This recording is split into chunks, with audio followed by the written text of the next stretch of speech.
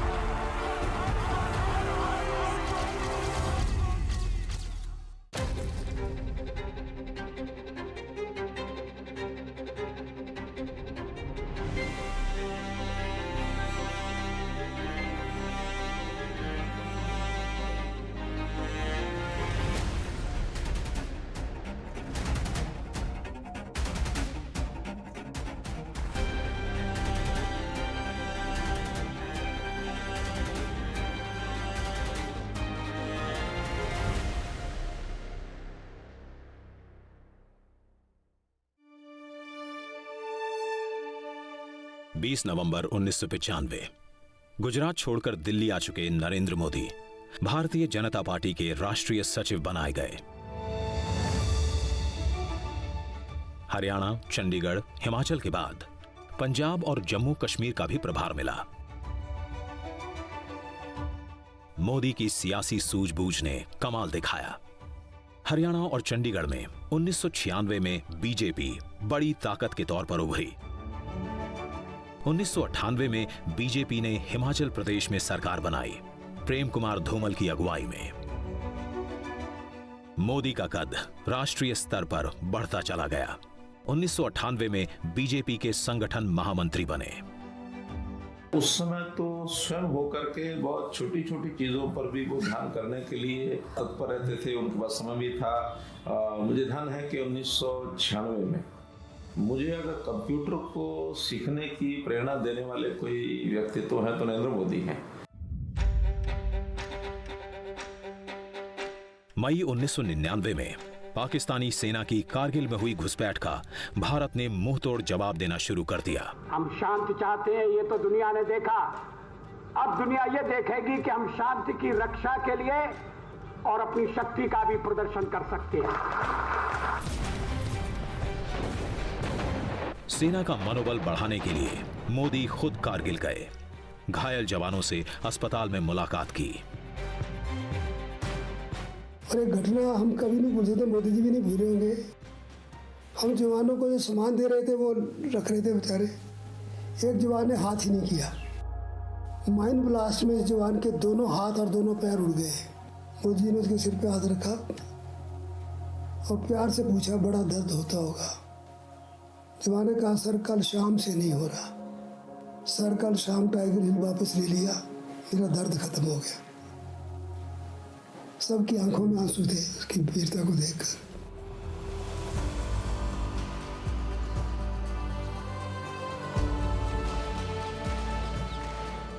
कारगिल से पाकिस्तानी घुसपैठियों को भारतीय सेना ने मार भगाया। 1999 में अटल बिहारी वाजपेयी के नेतृत्व में तीसरी दफा एनडीए की सरकार बनी। बीजेपी की बढ़ती ताकत में मोदी संगठन महामंत्री के तौर पर महत्वपूर्ण भूमिका निभा रहे थे। इत्तेफाक ये कि बीजेपी पूरे देश में मजबूत हो रही थी, लेकिन मोदी के अपने गृह प्रदेश में कमजोर। साल 2000 में हुए स्थानीय निकायों के चुनाव में बीजेपी को गुजरात में ज्यादातर जगहों पर हार का सामना करना पड़ा था। देश गणतंत्र दिवस मना रहा था, लेकिन गुजरात के लिए यह दिन काल बनकर आया।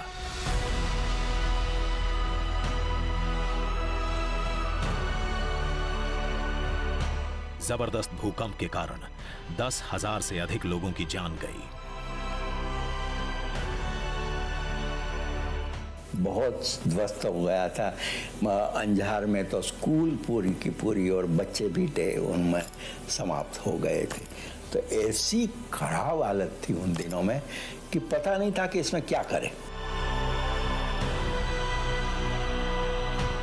कच्छ में जान माल का सबसे अधिक नुकसान हुआ। भुज की पुनर्रचना कैसे होनी चाहिए, उन्होंने कहा था कि अलग जगह पर बड़ी जगह लेकर गांवों की पुनर्रचना करनी चाहिए और शहरों जैसी रचना करनी चाहिए। बड़े रास्ते होने चाहिए, गटर होने चाहिए और विद्यालय होने चाहिए। आज हमें लगता है कि कच्छ में कभी भूकंप हुआ ही नहीं। तो ये जो संस्कृति है, कल्चर है, वो उनके दिमाग में है। आपत्ति को अवसर में बदलना, ये दो जीवन सूत्र नरेंद्र मोदी के पूरी राजनीतिक और सामाजिक जीवनी में है। भूकंप के इस कालखंड में राहत और बचाव कार्यों में राज्य सरकार की शिथिलता को लेकर गुजरात के मुख्यमंत्री केशुभाई पटेल पर गंभीर सवाल उठे। सितंबर महीने में साबरकांठा की लोकसभा सीट और साबरमती की विधानसभा सीट पर उपचुनाव हुए। दोनों जगह पार्टी की हार हुई। पार्टी के अंदर चिंतन का सिलसिला शुरू हुआ। 1 अक्टूबर 2001 माधवराव सिंधिया के साथ विमान दुर्घटना में मारे गए कैमरामैन गोपाल सिंह बिष्ट का दिल्ली में अंतिम संस्कार हो रहा था। नरेंद्र मोदी भी वहीं मौजूद थे। उनके मोबाइल फोन की घंटी बजी। लाइन पर थे प्रधानमंत्री वाजपेयी। कहा, शाम में मिलने के लिए आओ। मोदी वाजपेयी से मिलने गए। गुजरात वापस लौटने का फरमान मिला मुख्यमंत्री के तौर पर।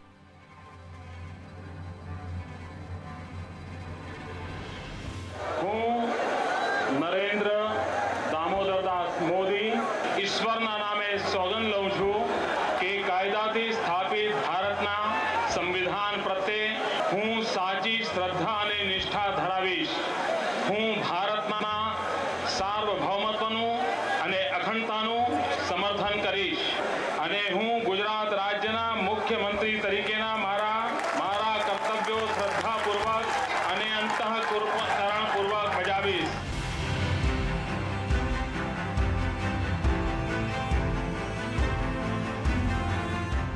मुख्यमंत्री पद संभालते ही नरेंद्र मोदी अपनी मां हीराबा के पैर छूने गए। मां ने आशीर्वाद के साथ सीख भी दी, बेटा कोई घूस दे तो लेना मत।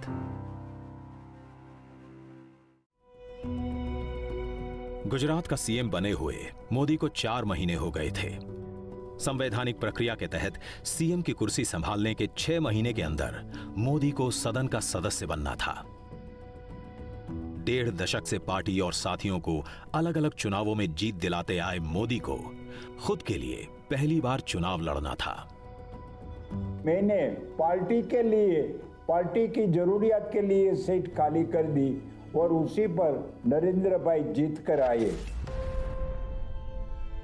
27 फरवरी 2002 गोधरा रेलवे स्टेशन से ठीक आगे साबरमती एक्सप्रेस के S6 डिब्बे में साजिश के तहत दंगाइयों की भीड़ ने आग लगाई।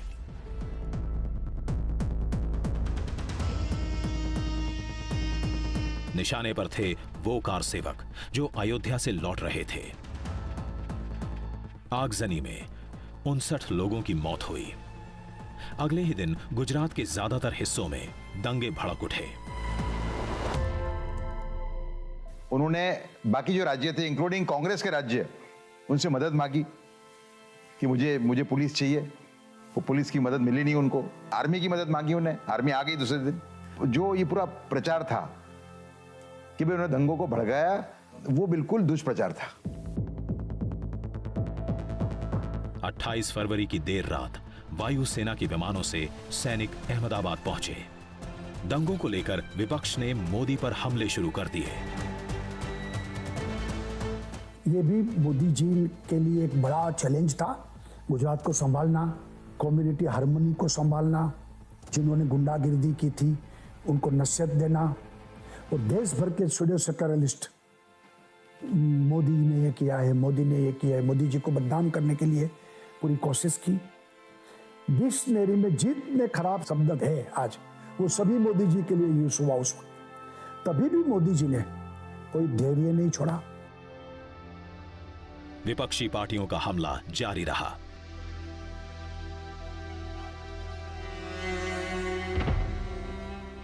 मोदी ने जनता की अदालत में जाने का फैसला किया। जुलाई 2002 में गुजरात विधानसभा को भंग करने की सिफारिश की। 10 साल बाद मोदी एक बार फिर से रथ पर सवार हुए। गुजरात के गौरव को स्थापित करने के लिए नाम दिया गौरव यात्रा का। ये भी राजनीति में मोदी जी ने प्रस्तापित किया है कि पूरा हिसाब देना, अपने जो हमको वोट दिया, हमने क्या किया है, उसका हिसाब देने के लिए वो जाते थे। और गुजरात स्पिरिट, गुजरातियों का स्पिरिट्स, उनको बढ़ावा मिले, उस वक्त गुजरात का आत्मगौरव बढ़े, तो गौरव यात्रा उस वक्त इस मुद्दे पर उन्होंने पूरे गुजरात में घुमाई थी। यात्रा को अपार जन समर्थन मिला। पार्टी को गुजरात विधानसभा की 182 में से 127 सीटें हासिल हुईं। मोदी का दूसरा शपथ ग्रहण। હું ભારતના સાર્વભૌમત્વનું અને અખંડતાનું સમર્થન કરીશ।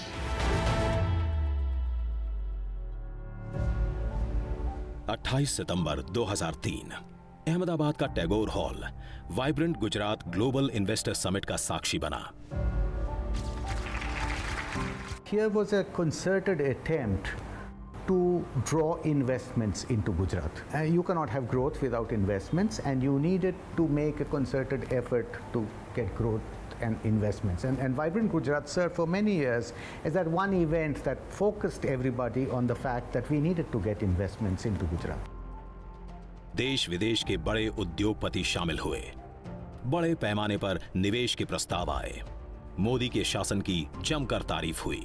2003 से शुरू हुआ ये सिलसिला हर 2 साल पर vibrant Gujarat global investor summit के तौर पर जारी रहा। पहले से ज्यादा भव्य, ज्यादा नामचीन उद्योगपतियों, देशों और कंपनियों के प्रतिनिधित्व के साथ। In course of time, I think the Chief Minister will find that he will not have to attract people to Gujarat. The question will be, you're stupid if you're not here. देशी विदेशी निवेश गुजरात में लगातार बढ़ता रहा। इस बीच मोदी एक और मिशन पर लगे। गुजरात के चौतरफा विकास की कोशिश, नागरिकों का जीवन स्तर बेहतर करने की कोशिश। यही कोशिश गुजरात मॉडल के तौर पर जानी गई। देश विदेश हर जगह उनका जो था वो स्किल एंड स्केल, ये एक महत्वपूर्ण उनका सूत्र बना रहा। स्किल डेवलप करना है, वोकेशनल जो चांसेस है, वोकेशनल कोर्सेज है, उसको डेवलप करना चाहिए और लोगों को एम्प्लॉयमेंट कैसे मिले, इसकी ओर उन्होंने ध्यान दिया। शाला प्रवेशोत्सव, पहले शौचालय फिर देवालय, सभी घरों में 24 घंटे बिजली देने वाली ज्योतिग्राम योजना। 24/7 इलेक्ट्रिसिटी का गुजरात में शुरू किया, तब पूरा हिंदुस्तान में जो है 24/7 इलेक्ट्रिसिटी किसी को दे सकते हैं, हर घर में दे सकते हैं, ये तो कोई सोच ही नहीं सकते थे। खेत की पैदावार बढ़ाने के लिए सॉइल हेल्थ कार्ड, कृषि महोत्सव। એટલે જેમ ખેતરમાં પરિવર્તન, ખેડૂતમાં પરિવર્તન, પાકમાં પરિવર્તન, એમ કૃષિની સંપૂર્ણ વ્યવસ્થા બાબતમાં પણ પરિવર્તન। चमकते सरकारी अस्पताल, मेडिकल कॉलेजों की संख्या में भारी भरकम इजाफा। रर्बन मिशन, शहर जैसी सुविधाएं गांव में।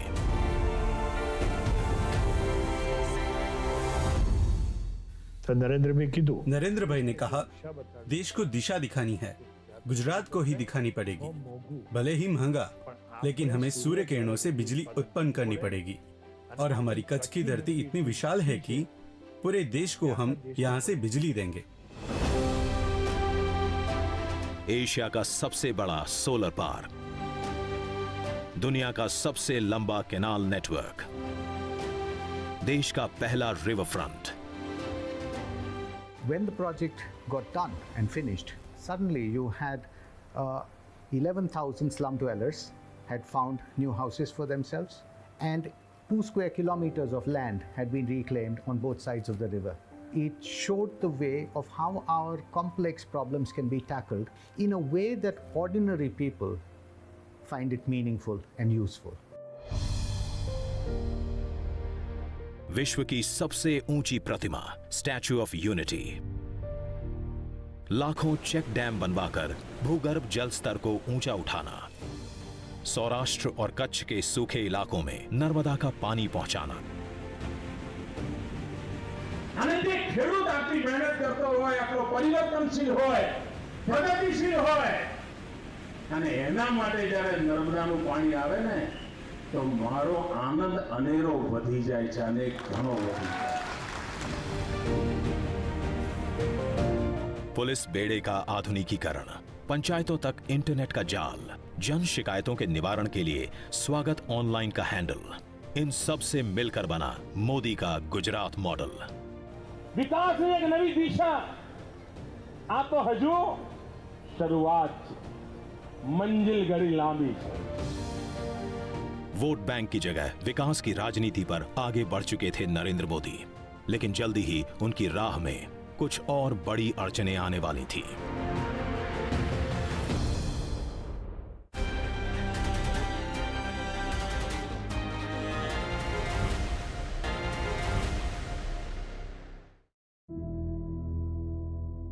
गुजरात के मुख्यमंत्री के तौर पर नरेंद्र मोदी को धरने पर बैठने के लिए मजबूर होना पड़ा।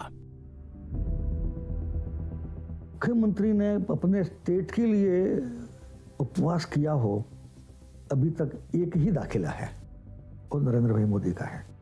केंद्र सरकार थी कांग्रेस की, बांध की ऊंचाई बढ़ाने के लिए यहाँ पर उपवास किया, पूरा गुजरात जाग गया। वजह थी मनमोहन सिंह की अगुवाई वाली यूपीए सरकार की तरफ से लगाई गई अड़चन, जिसके कारण सरदार सरोवर बांध की ऊंचाई नहीं बढ़ाई जा सकती थी। અને નર્મદાનું 110 મીટરનું ક્લિયરન્સ મળે તો હું ગુજરાતની ધરતીને વચન આપવા માંગુ છું, જે દિવસે બાંધકામ શરૂ થાય એના 150મા દિવસે ગુજરાતમાં વીજળીનો પણ ધોધ વહેતો થઈ જાય, આજથી અમે તૈયારી કરી। मोदी का उपवास 52 घंटे चला, गुजरात की मांग पूरी हुई।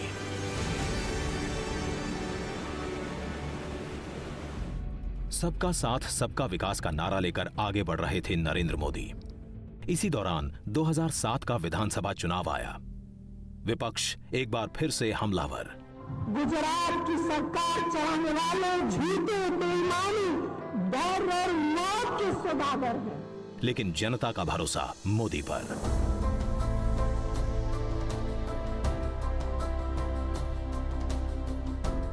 – 2007 में हुए विधानसभा चुनावों में बीजेपी को बड़ी कामयाबी हासिल हुई। मोदी का सिक्का और जमा, अजीत की छाप मजबूत हुई। 3 अक्टूबर 2008 ममता बनर्जी के हिंसक विरोध के कारण पश्चिम बंगाल के सिंगूर से अपनी ड्रीम कार नैनो का प्लांट बंद करने का ऐलान रतन टाटा को करना पड़ा। टाटा परेशान थे, कहां जाएं, किस जगह नैनो का प्लांट लगाएं। उसी समय उनके मोबाइल पर एक छोटा सा एसएमएस आया, सुस्वागतम। संदेश भेजने वाले थे नरेंद्र मोदी। रतन टाटा ने क्षण भर की देरी नहीं की और मन बना लिया गुजरात में टाटा नैनो का प्लांट लगाने का। We've been through a rather sad experience from a small quarter of the residents of West Bengal, despite the state government's efforts, and so quickly and so efficiently and so with so much enthusiasm, we now have a new home.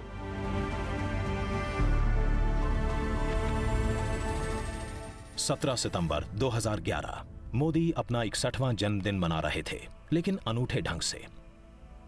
अपने जन्मदिन के मौके पर मोदी ने 3 दिन के सद्भावना उपवास की शुरुआत की। उद्देश्य था गुजरात में शांति और सद्भाव को मजबूत करना। अहमदाबाद के बाद मोदी गुजरात के हर जिले में गए। समाज के सभी वर्गों में आपसी विश्वास बढ़ा। मोदी पर देश दुनिया का भी भरोसा बढ़ने लगा। अंतर्राष्ट्रीय पत्रिका टाइम ने 16 मार्च 2012 के अपने अंक में मोदी को कवर पर जगह दी। टिप्पणी थी, मोदी मीन्स बिजनेस। एक मत गुजरात भाजपा सरकार के नारे के साथ नरेंद्र मोदी चुनाव मैदान में उतरे, जीत की हैट्रिक लगाई। मोदी को देश के अगले पीएम के तौर पर देखा जाने लगा।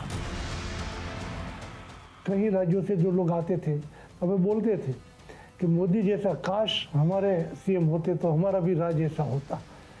ठीक है, अगली बार हम उनको प्रधानमंत्री बनना चाहते हैं।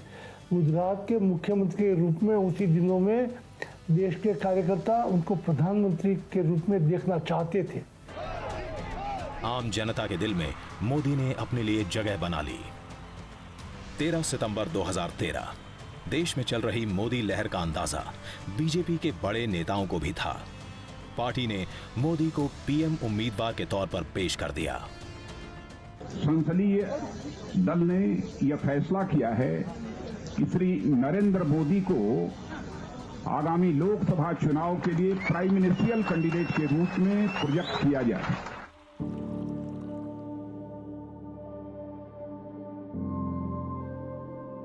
जो कभी चाय लेकर ट्रेन के पीछे भागता था, उसके पीछे अब जन सैलाब था। नरेंद्र मोदी का चुनावी अभियान जोर शोर से शुरू हो गया। कहीं चाय पर चर्चा, कहीं रोड शो, कहीं पर जनसभा, तो कभी 3D रैली, अलग अलग भाषा, वेशभूषा।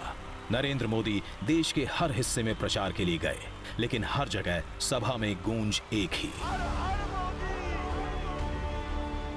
16 मई 2014 मतगणना शुरू हुई।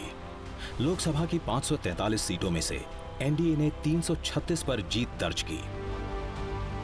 अकेले बीजेपी को 282 सीटें मिली। पहली बार ऐसा हुआ जब बीजेपी खुद अपने बूते पर सरकार बनाने की हालत में थी।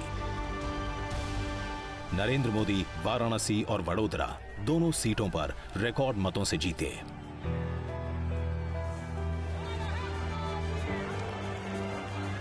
बीस मई 2014 संसद भवन पहुंचे मोदी अचानक इसके मुख्य द्वार पर लेट गए। प्रणाम किया संसद भवन को। आखिर प्रजातंत्र की खासियत ही थी। जो वडनगर के एक गरीब घर में जन्मा हुआ व्यक्ति पूरे देश की बागडोर संभालने जा रहा था। बीजेपी के संसदीय दल के नेता के तौर पर मोदी का चुनाव हुआ।